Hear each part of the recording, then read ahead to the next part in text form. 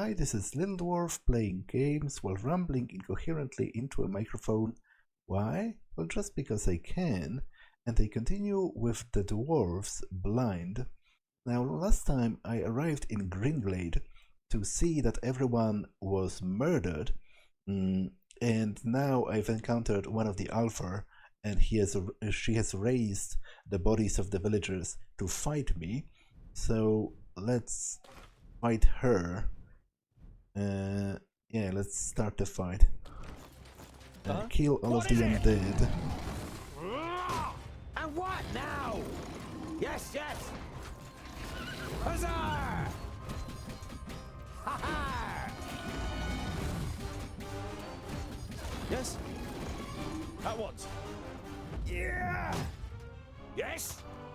Oh, what bad luck for you! And again. On my way! What is it? Huh? Understood. Markus! Huh?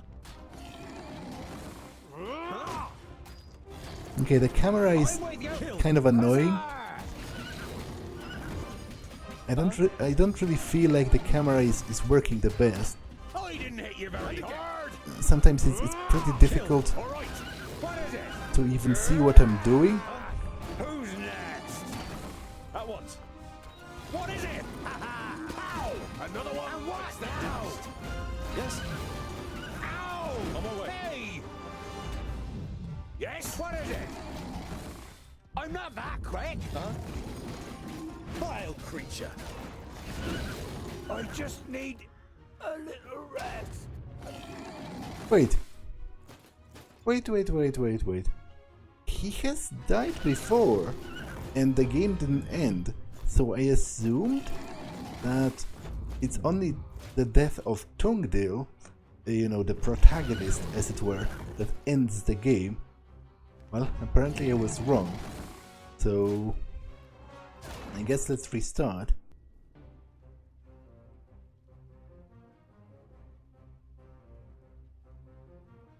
This is going to be kind of tough if none of them can die.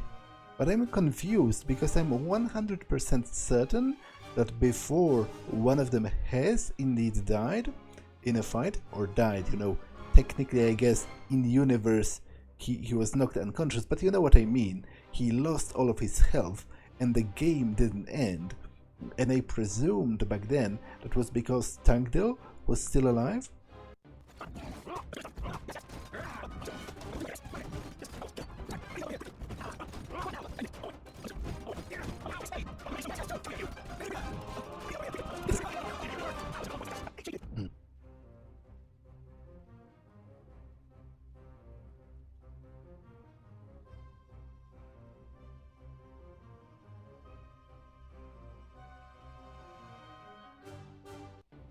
At once, huh? All right. What is it? Uh-huh. Understood. I'm trying to kill, you know, the Alpha and his horse first, as I presume they are the strongest. Although I might be wrong. On my way. What is it?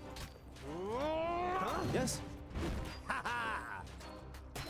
Huh? Too easy. What is it? Huzzah! Who's next? Understood. Yeah. Yes. And what now? Ha ha! Another one bites the dust. Huh? Vile creature. What is it? I'm with you.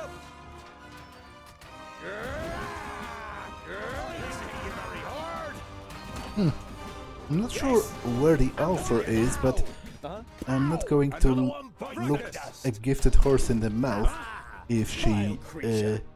Wait, she's dead? How did that even happen? I totally didn't even register her dying. I didn't hit you very hard. Too easy. Yes? Who's next? Oh, what bad luck for you! Yes! Huzzah! I didn't hit you very hard! I'm not that quick! Again! Ha ha! Yes? But again, I'm not going to complain. I didn't hit you very hard. Pow! Another one bites put the up a dust. fight.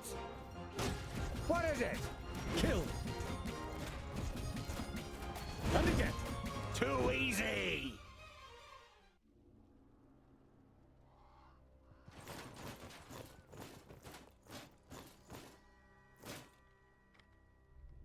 Dwarves, you protected the glade.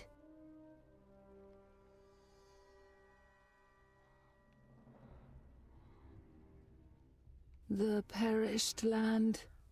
The barrier has fallen. You can feel your stomach cramping. Unlike Boindale, you can't say a word. The damn mage only had one job. So this is what it is like to rise from the dead.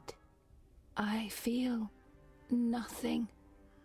I am left with nothing. My love, my beauty, my home, and my forest. Everything has been taken from me. I beg you, have mercy and put an end to my suffering. Without even being able to look into her eyes, you recognize the sadness in the elf maiden's expression. The dignity that she must once have radiated can only be imagined in her current state.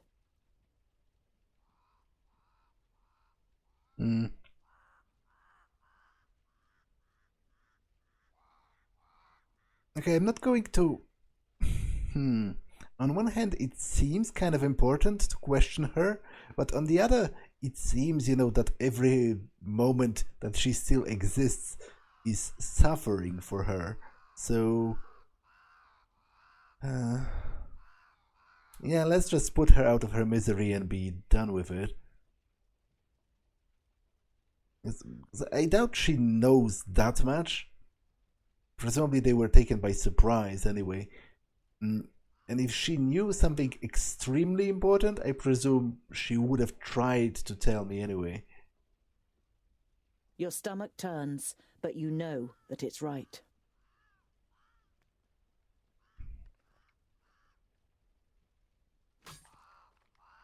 You've never seen the twins looking so serious. They would pit themselves against any army of orcs, but this is something beyond their power, and yours. We need the magi. They must rebuild the barrier.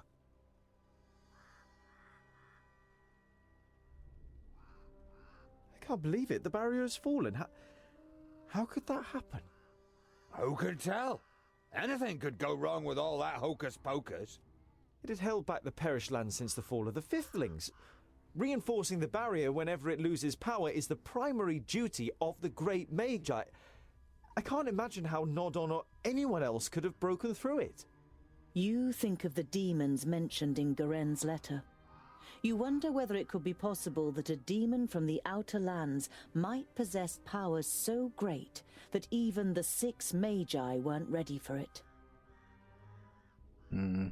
Well, I would like to explore, to look at the body of the mage, because I didn't have the chance to before the alpha attack, but I'm worried that I will just have to leave. We must go to Ionan before the perished land spreads further. He will know what is to be done. Neither of your companions objects.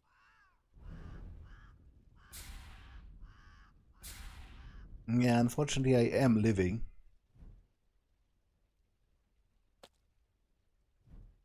Okay, so I can choose charge or leap attack. I guess leap attack is kind of more... I think it has more utility for escaping out of difficult situations.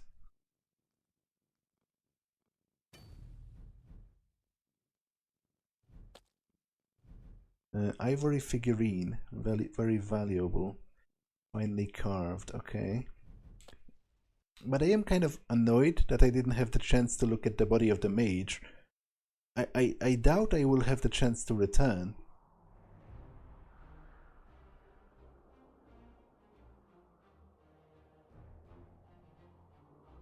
Every evening since you left Greenglade, You have looked at Goren's books and tried to prize out the knowledge that they hold. But now, you must admit to yourself that you can't decipher them. They are written in the learned language for high magi, and Lot Ionan didn't teach you that. However, you're sure that the books are important. Why else would Goren want them sent to Turga the Fair-Faced? You put them away with a sigh, and your eyes remain on the bag that Lot Ionan gave you. Did Goren ask Lot Ionan to return the magical artifacts in the pouch? You pick up the pouch and look at it. Lot Ionan forbade me from opening the pouch. I'm not going to open it for now. Lot Ionan trusted you with the pouch. You don't want to betray that trust. You look at it for a moment longer, but then you close the rucksack and pack it away. But your curiosity is not so easily contained and keeps you awake in the night. Okay, I purposefully went back here because I wanted to see if I can return to the ruins of the village, but no such luck, I guess. Just like previous nights, you are haunted by the image of the elf maiden nailed to the tree in Greenglade. You wake from your sleep and look around you. The night is unusually dark. Despite your good dwarven eyes, you can only make out Boendal's outline, even though he's keeping watch only a few steps away. You're about to lie down again, but suddenly feel something cold against your throat. Next to you, the pale face of an elf slides into view. Good evening. I'm afraid we missed each other in Greenglade, so my companion had to receive you on her own.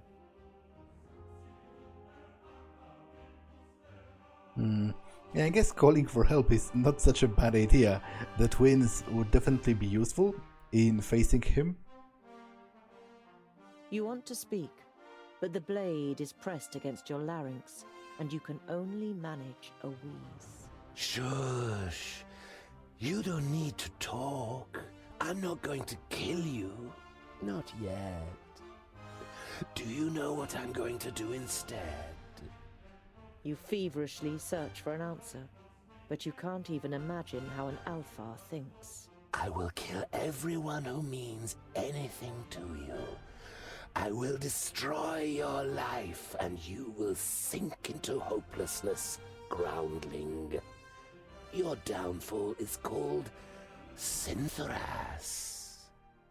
You tense your muscles, readying to defend yourself, but suddenly realize that the blade against your throat has disappeared. You look around, astonished. The elf is nowhere to be seen. You look over to Boendal, who is easy to recognize in the bright moonlight. Next to you, Boindil smacks his lips in his sleep. You touch your throat, and when you don't feel anything, you breathe out, relieved. Just a nightmare. At least that's what you tell yourself. But you don't close your eyes for the rest of the night. To be honest, it seems better for the overall structure of the game for it to be a nightmare, because if he really was in the position to kill me, and he didn't out of a sense of arrogance, then I feel like that's stupid, because in the end he's going to lose, right? I presume. This is a game about being a hero from what it seems, so I presume I'm going to triumph in the end.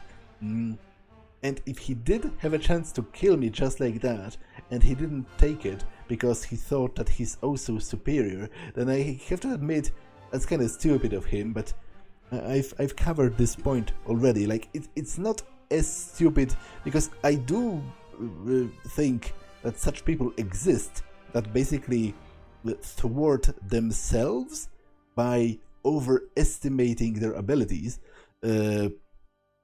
So it's not unrealistic per se, but it's still kind of annoying. Like, if you have a plan as grandiose as presumably conquering all of the world or something, and you let it be thwarted because you didn't take the chance to kill the hero of the story who's trying to stop you when you had the chance, then, you know, you're kind of responsible for your own downfall. Which I guess might be the point, in a way, you know, for the story to portray how the villain is his own, you know, his arrogance is his undoing, basically.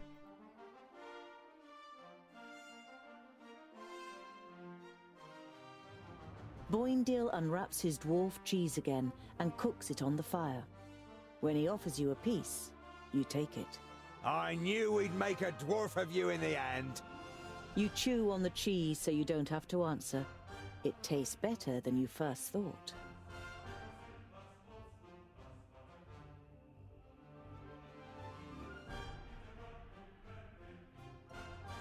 In the early evening, you make an unusual discovery on the side of the road.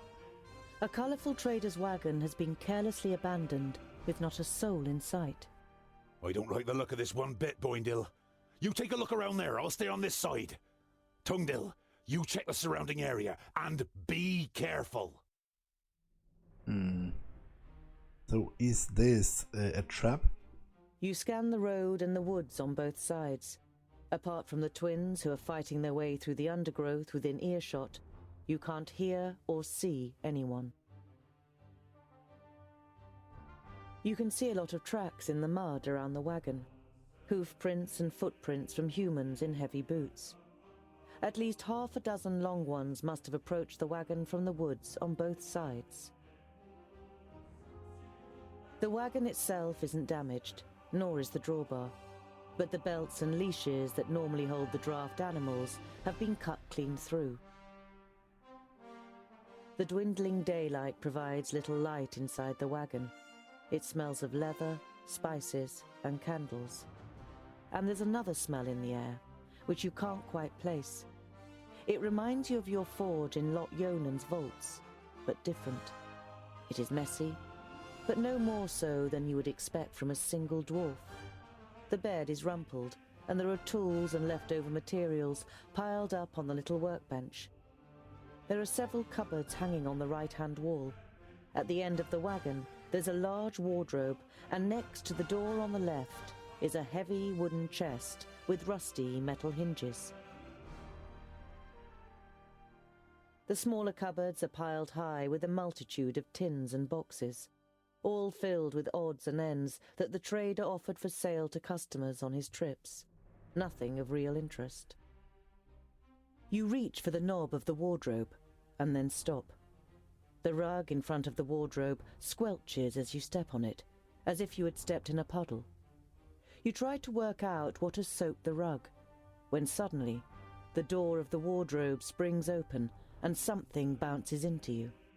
You take a step back, and the realization of what hit you makes you take two more. Lying on the floor in front of you is the body of a dwarf, headless. His head has been cut clean from his neck. The dwarf is wearing clothes that look more like human robes and bears no coat of arms that would identify his kingdom. You didn't know him, but no one deserves to die like this. His head is being cut off cleanly, probably with a sharp blade. A quick glance in the wardrobe confirms what you already suspect. The dwarf's head is nowhere to be seen. As you try to lift the lid of the chest, you realize that the lock has been broken out of the wood. You open the lid and look inside. Amongst clothes and some empty boxes, you find a loot case and a beautiful loot of the kind that humans build, as well as a bag of bread and cured meat. I guess at this point, I might as well take it. Like, he's dead, so he isn't going to need it, and presumably a lot of people passed here before. Although the fact that no one took it before might mean that they are simply more they're simply standing on a higher moral ground than I do, because that's still basically that's well, it's not grave robbing per se. There is an actual word in Polish to describe robbing the corpses of the dead, especially after a battle, but I don't know if it exists in English as well. But what I'm trying to say is, again, technically speaking, I would say that robbing a corpse, robbing the possessions of a dead person you just happened upon, is still wrong, generally speaking. Not to mention, again, still illegal in the modern sense. But within the confines of a fantasy universe, and especially a fantasy video game, I feel like taking this stuff, it isn't as wrong as some other things I might have been doing. Because again, he's dead. He's not going to need it anymore. And if he had any family or any people that were close to him, they didn't find him yet, and it's hard to tell, if they ever will, or if anything will remain until that point. So I think I am going to take it and try to put it to good use, to hopefully avenge his death. You take the bread and the cured meat. The extra provisions should keep you going for a few days. You take the lute. You can't play, but an instrument like this is worth good gold. You give a short, sharp whistle, and the twins come running at the double. You tell them what you found. A group of horsemen with heavy boots has been here. I found Mort in the wagon, beheaded. I have a hunch that the mercenaries from Fallow Rock have something to do with this. Wretched dwarf killers! You can tell that Boindil wants revenge and can understand his feelings well. You wrap the body in linen, dig a hole in the woods, and place the body in it. You lay a couple of his tools and other personal belongings you found in the wagon next to him. You wish there was more you could do for him. You continue on your journey in gloomy spirits.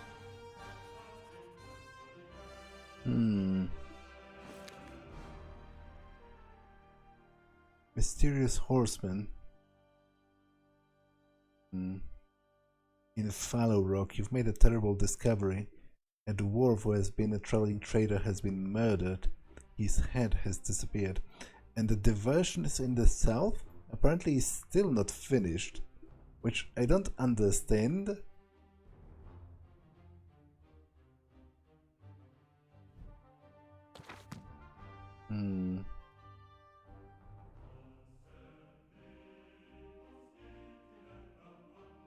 Oh well. I guess I will be on my way for now.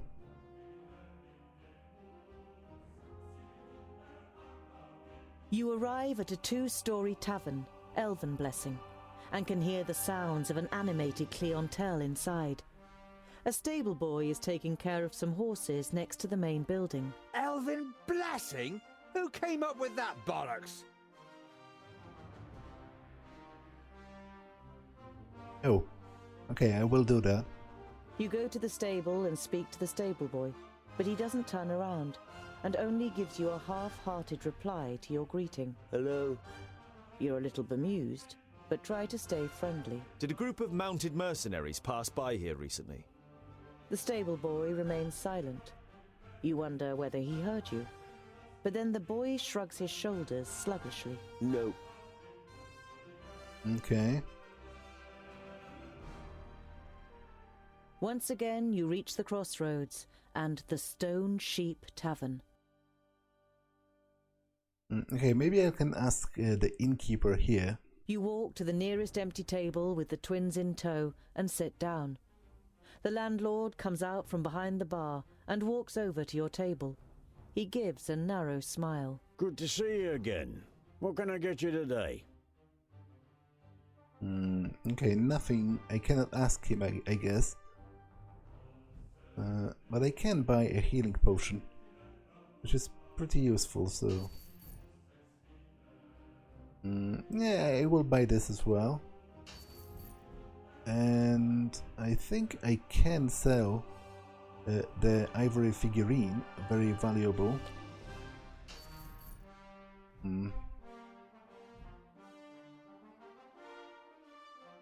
Worth quite a lot to a connoisseur, so I will maybe save this. It seems like it might be an item that is best sold to a specific merchant, maybe.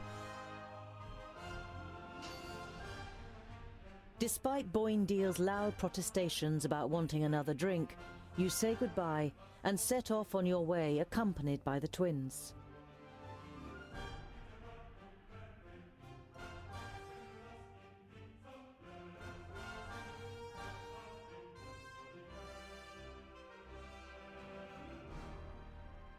Why are the Magus' vaults here in the middle of nowhere?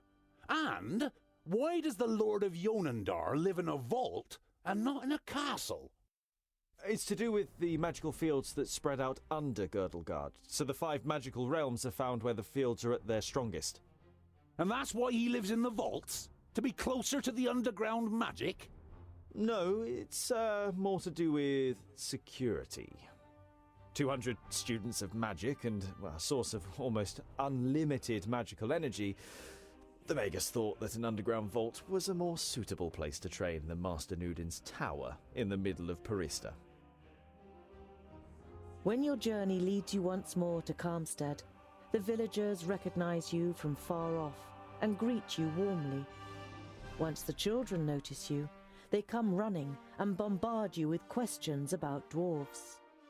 You talk to the children and the villagers until it turns dark, and after a short night, you set off again.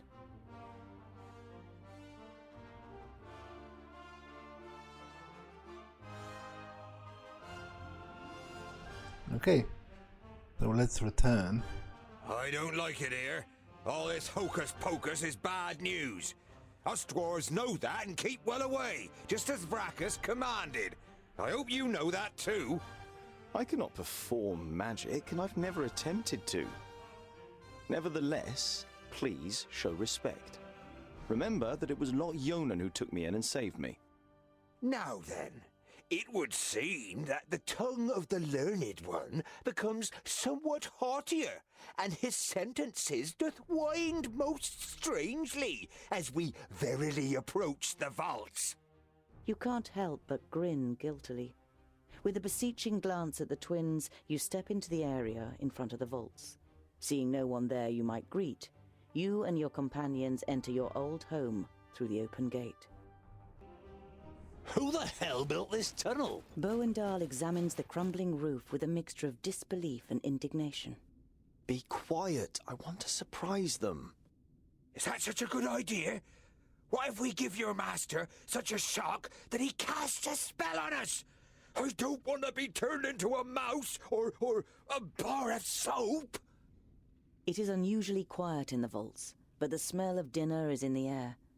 You imagine Frala looking up at you from her cooking pot in the kitchen and smiling. Ah, there's boiled and roasted meat for dinner. Come on. That's no reason to go and get ourselves turned into something weird. We'll stay here until you're finished with your little game. Okay. Although my money is on the smell of the food being actually the smell of burning bodies, because everything being quiet, coupled with the scene with Nudin, at the beginning of the game, where he was acting kind of suspicious, and I was talking about how I'm simultaneously kind of expecting him to be evil and also feeling bad about expecting him to be evil, based mostly on the fact that he's kind of deformed. But then I also expect the game to fall into the same pitfall. Only Longans will build like this. They've cut through the strata with no concern for the veins. That's obvious, even to a warrior like me. Oh, the warmth has dried out the strata and made them all crumbly. Even the wooden beams won't hold the roof up for much longer. Tungdil, have you found your magus yet? No, not yet. I'll keep looking. Because also, Nudin was gathering all of the mages in one place, and then, the barrier has fallen, and they were entrusted to keep it up. So what I'm presuming happened is that he killed them all, and that's why the barrier has fallen.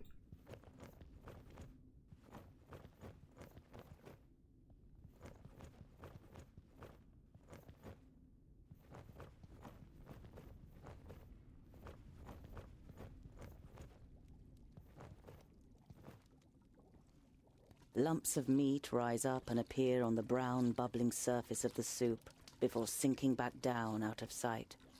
The hearty smell makes your mouth water. A human foot? Your stomach turns, and you have to fight hard against the impulse to run out of the kitchen screaming. Yeah, so it was basically burning bodies, or at least body parts. The cradle's empty. Your stomach tightens. You refuse to believe it, but you can't help thinking of the soup again. No, it can't be true. Speaking it out loud helps, but it doesn't get rid of the bad feeling completely. Okay.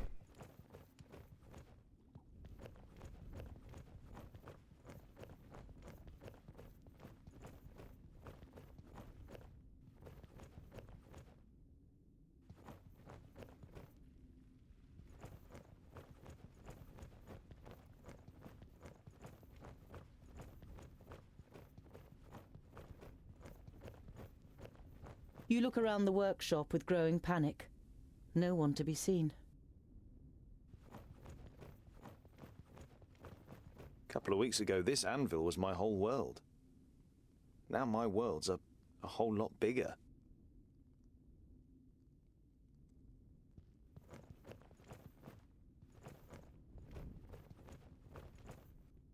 Okay, no comment on the statue of Rakas.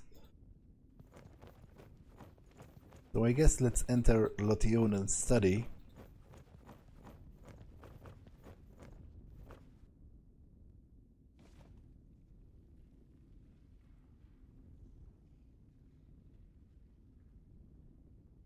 What happened here? Speak! Ah, another one.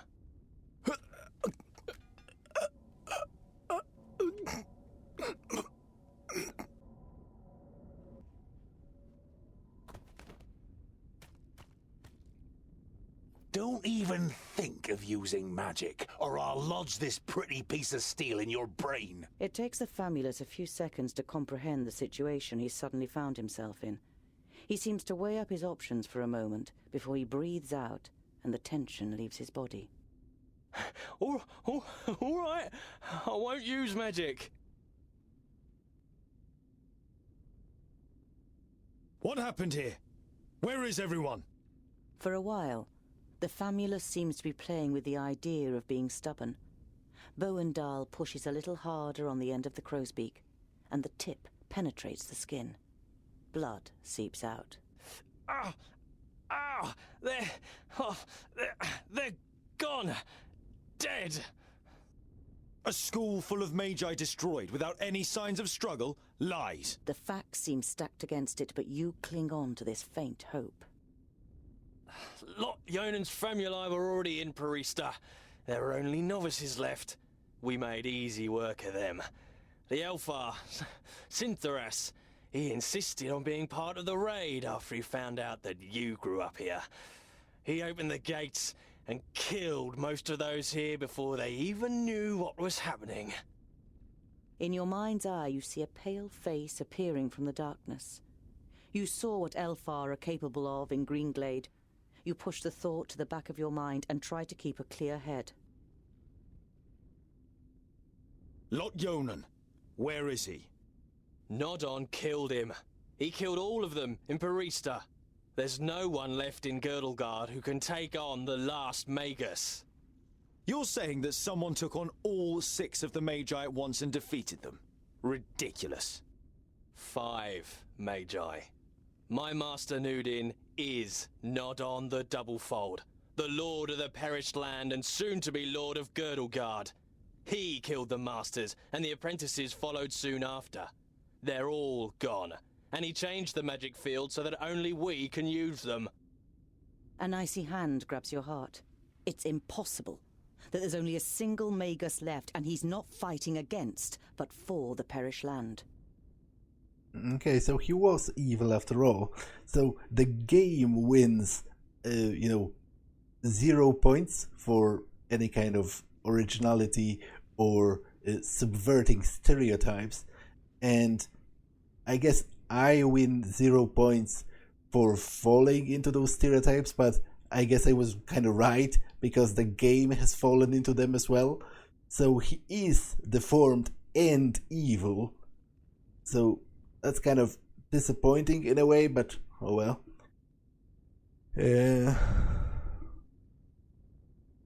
Why are you snooping around in Lord Ionan's study? What are you looking for? I'm looking for artifacts that Lord Ionan, when he was in Parista, claimed he had forgotten and left in a cupboard. And for the books that were stolen from Greenglade. I'm guessing you're the dwarves that stole the books. What does your master want with the artifacts and the books? I don't know. He commands, we obey. He's going to be very displeased.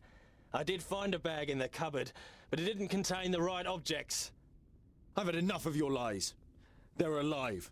Lord Ionan escaped and has gathered his apprentices, Frala, and the others around him to fight against Nodon. We just have to find them.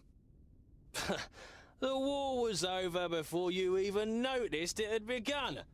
Nodon cannot be stopped. He is on his way here and will just... Blah, blah. We will leave immediately. This news is of great importance to the Council of Dwarves. I'm not going anywhere. I have to find my friends, and I... Orcs! Lots of them! Okay.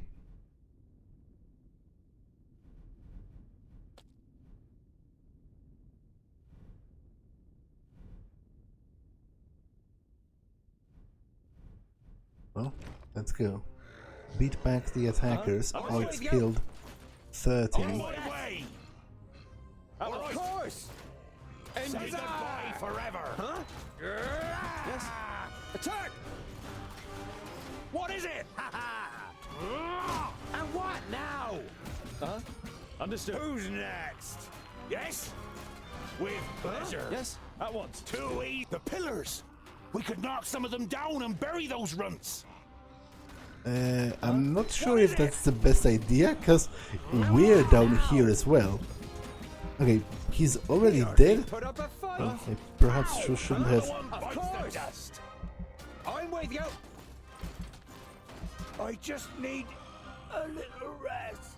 Okay, that's disappointing.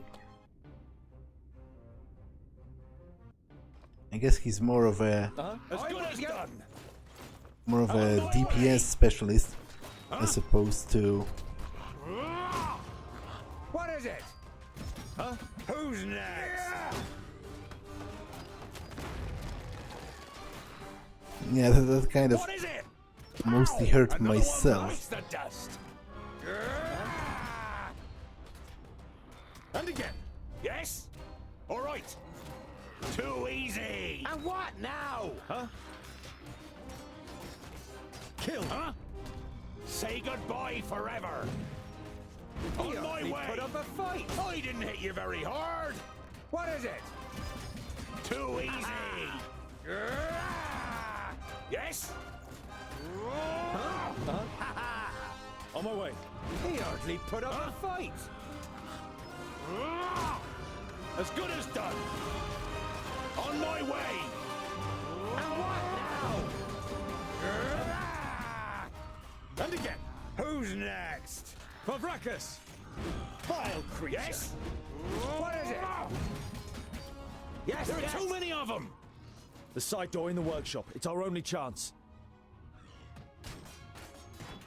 Okay, so I have... Basically, I have to escape. Quickly! Always go. Uh-huh. On my way.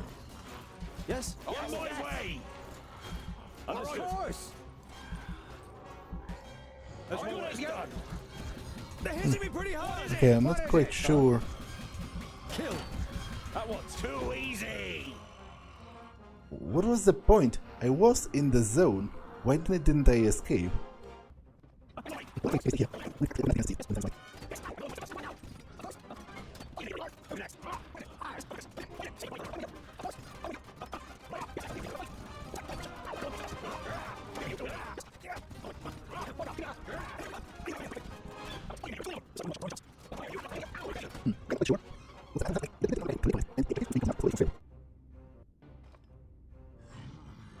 Huh? On my way! What is it? As good as done. And what now? Huh? Who's next? Pow! Understood. Another one. Please bites wait a the moment. dust. I can't do that yet. Kill.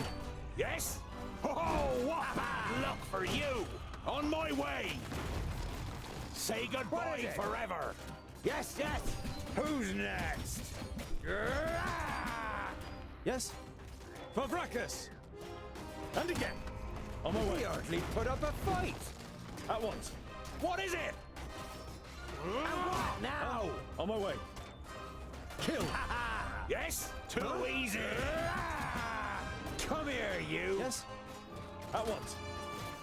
I didn't hit you very hard! And again. On my way. Vile creature! What is it? And what now? They're hitting me pretty hard! I need help over here! There are too many of them! The side door in the workshop. It's our only chance. Huh? With pleasure! On my way! As good as done! On my way!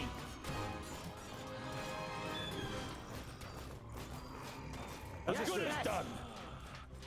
On my way! Okay, I'm not sure what's different this time.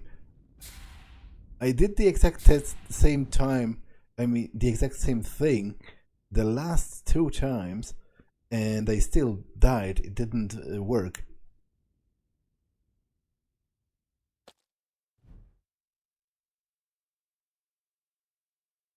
Okay, cleave is definitely better than charge.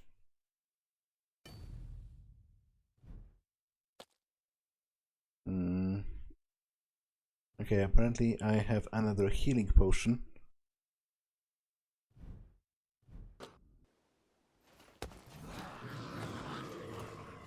Damn. The first 20 are mine. You have come far, but this is far enough. Give me the artifacts and the books you stole in Greenglade, and I'll set you free.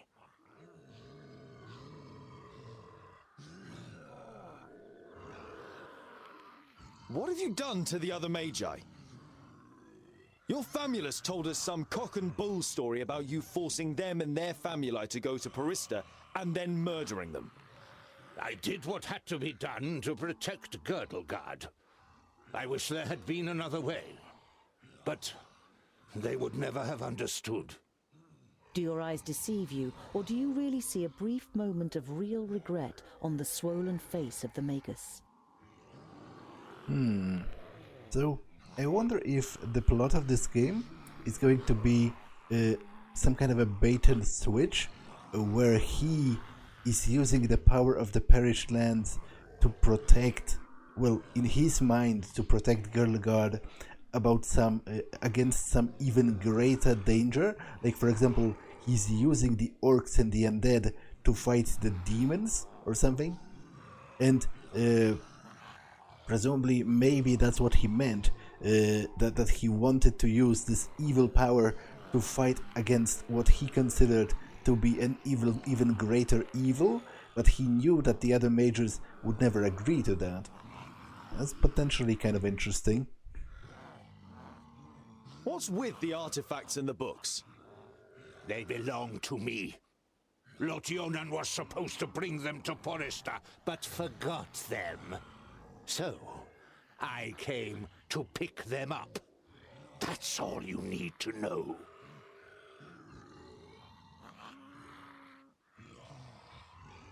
You wanting my rucksack is enough reason for me not to give it to you. I don't need your consent. Look after the rucksack. If you lose it, you will also lose your life. Go back to your realm, dwarves, and let your king know that I need his land. Either he hands it over without a drop of blood being spilt, or my troops and allies take it by force. You can take this one with you. I have no use for him.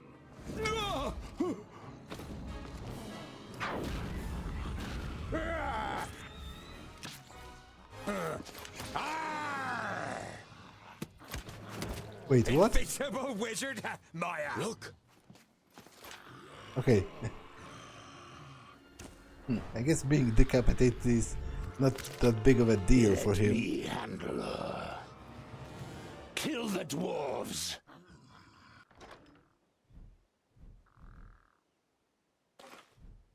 The rucksack! The artifacts! If he wants them so badly, they might be the key to his destruction. There's the orc with the rucksack. Let's get him. And I didn't even take off my gloves. Okay. Damn it. What a waste of time.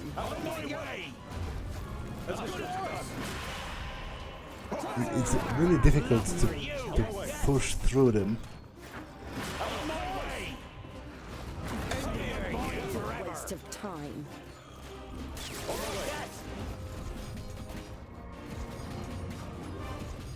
They're hitting me pretty hard! On my way. As good as done.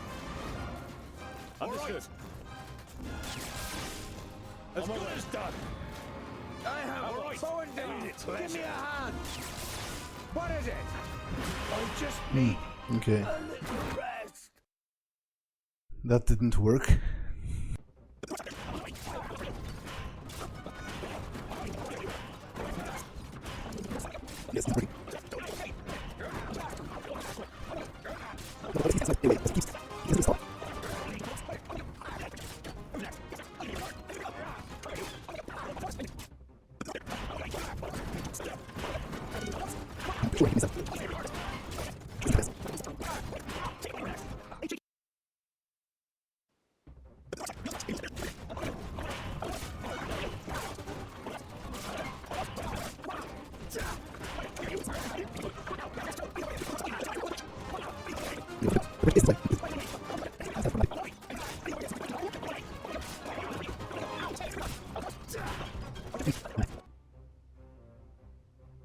There. On my way.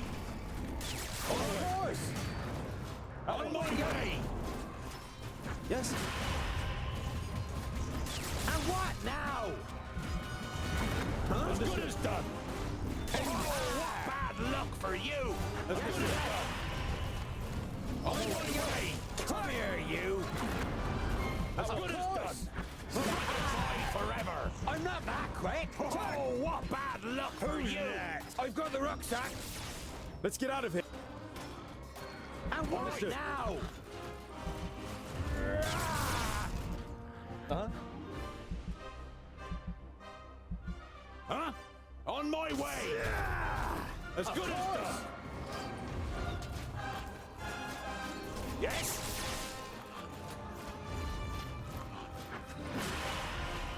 What is it? At once. Bowengar, give me a hand. As good as done. For breakfast. Okay, there must not be any enemies close to the exit. Huzzah! Ha-ha! Who's next? Let's get out of here. Retreat? We should fight on!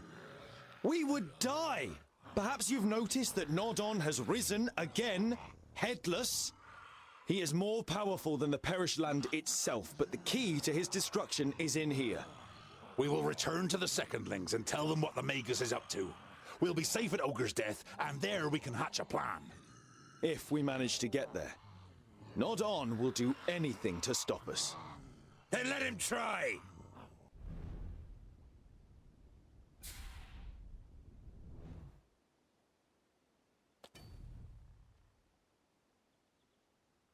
Okay, apparently I can't choose his next skill.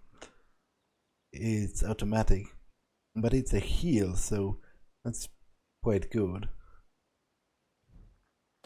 Not complaining at all.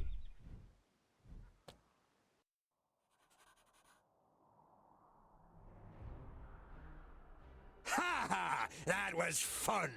What's next? Boindil looks at you, and the sparkle in his eyes goes out. We are both very sorry about what happened here, Tungdil. He told me, Sinthoras said.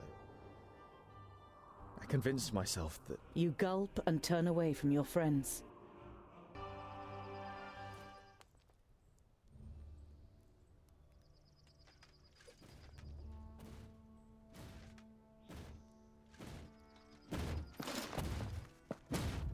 Ha! That's what I call a goodly challenge. Cover me. Not a good idea if you want to go on living, dwarf. You've got quite a big mouth for someone who sounds like a girl.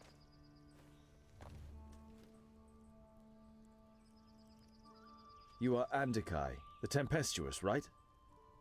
Correct. And you are Tungdil, Lot Ionan's charge.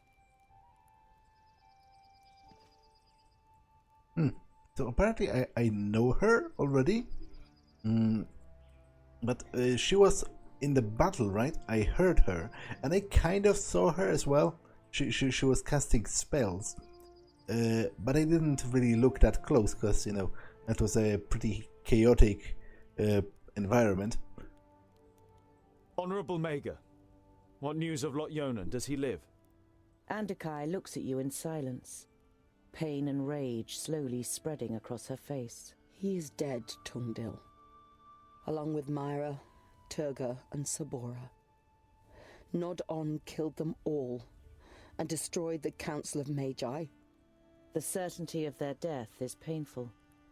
It feels as though someone has just torn your insides out. He killed their best pupils, too. And now he's the unchallenged magus in Girdlegard. Yeah, I'm pretty sure that was her. Because, as I said, I heard her voice. It was you, wasn't it, that attacked them with the lightning? Were you any more successful than we were? Andokai shakes her head. He defied everything I threw at him. All of my skills. In vain. I soon realized he was superior to me, but I wanted to buy you some time. Nod-On's famula said that he had changed the magical fields, but you still seem to be able to use them. Andokai smiles. I'm not quite as benevolent as the other magi. My god Samusin is the god of balance. He loves the darkness as much as the light, which means I can use both. But my powers aren't unlimited. It is difficult for me to store and use this altered magic. We should avoid confrontation as much as possible. He seems like some kind of a construct, like a golem, maybe. And presumably he acts as her bodyguard. She was literally hiding behind him. Your companion, won't he sit with us and introduce himself? Yes! Hey, you up there! Can you even hear us with that bucket on your head? Djerun is mute, and he won't do you any harm unless I command him to. And as long as you treat him with courtesy, dwarf. Boindil seems to briefly weigh up his chances against the two of them. I decide when I'm courteous. Just don't get in my way. And the orcs are mine! What happened? How could he defeat the Council of Magi? Nudin called us to Perista, under the guise of reinforcing the barrier against the perished land. Instead, he tricked us, took control of most of our powers and attacked us. I cut him down with my sword, but he rose again and impaled me with his staff. All I can remember after that is the sound of fighting, destruction, and cries of death. How did you survive? Djerun. Nudin had forgotten he was with me in Perista. He found me, tended to my wounds and brought me out of the city to safety until I could summon up enough power to heal myself. And Lot Ionan? When Djerun carried me away, he was frozen in stone, like a statue.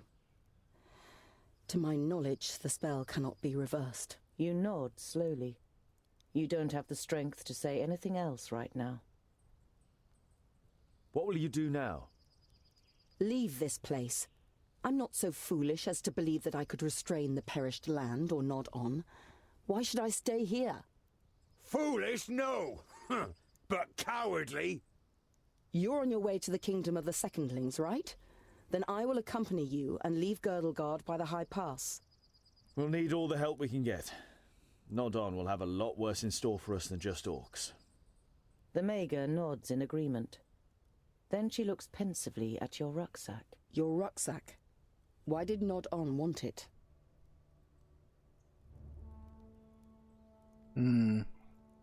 I guess I will tell her that there are artifacts inside, but I am kind of like torn on the actual idea of showing them to her, like allowing her to access them. Because to be honest, I know that she opposed Nodon, which I guess is speaking in her favor mostly, but I don't know much about her specifically, and what would she do with them. I was taking some objects to Goren, one of Lot Ionan's family. He was murdered at Greenglade by an elf. There were books lying next to his body which he was planning to send to Turga the Fair-Faced. May I see them? You nod. Take the books out of your rucksack and hand them to her. She goes through the letter and the books, one after another, without showing any sign of emotion. Finally, she closes the last of the books. Is that all? They are only sagas and travelogues from the Outer Lands, which tell of legendary creatures and myths. I don't know why they should be of interest to Nod on. There must be something in them that's important to him. He destroyed a whole village for them, and the vaults. Possibly. I'll study the books. But let's sleep now. Djerun can keep watch. We are still being followed. Okay, so I guess he did show them to her regardless, so my whole point was kind of moot. Oh, is that the last orc horde? I guess it's roughly in the direction where I'm going. I might try to intercept them. Unless, oh no, there's actually a bajillion of them. Or at least two. So I guess they are hunting me. They are running, after me, basically, but...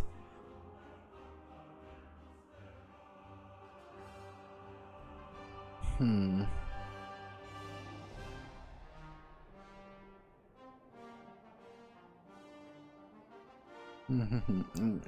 one hand, I'm kind of tempted to try and go back and face them.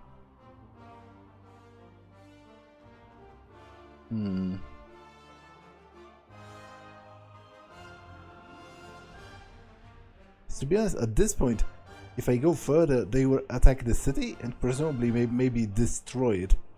Although I'm not sure if Kamstead itself is not already destroyed. Let's try confronting them and see what happens. It would seem that one of the armies who've been following you since Lot Ionan's vaults has caught up with you. You can even smell the rancid grease the orcs use on their weapons. Boindil immediately prepares to fight, but Andokai demands you avoid confrontation. Oh. Wait. It would seem that one of the armies who've been following you since Lot Ionan's vaults has caught up with you. Okay, that's kind of hilarious. How we somehow keep passing each other. You have put out a plate of food for the night every evening since Djerun and Andokai joined you on your journey, but still none of you have seen him eat. You decide to pay particular attention to him this evening, to try and find out what is under the helmet. Andokai is sitting not far from the giant, studying the books. Have you found anything useful yet? She looks up at you. You think I will stay and fight if there is a spell in the books that might defeat Nodon? Yours is the god of balance. Don't you see it as your duty to create a balance between light and dark? Instead of answering, Andokai rubs her eyes and closes the books. It's too dark to study. Let's see what tomorrow brings. Disgruntled, you watch the maga as she walks over to her bed for the night. Your eyes fall upon Djerun and the plate at his feet, on which not a crumb of food is left. Okay, so maybe he is not a golem after all, because he did eat it eventually, I guess, when I was not looking, unless he like fed it to wild animals or whatever. I guess the answer is as of yet inconclusive, because he seems too large to be an elf or even a human, so I'm not sure. Maybe he's of some other race, as of yet undescribed. But I feel like this episode has been long enough. There's still a bit to traverse between the ogre's death and me, and I presume there will be, you know, another random encounters and the like. So it'll probably, even getting there, will probably take a bit of time. So I am going to save and end it for now, because this episode has been long enough. So that's all for this one, and I will see you in the next one. Bye.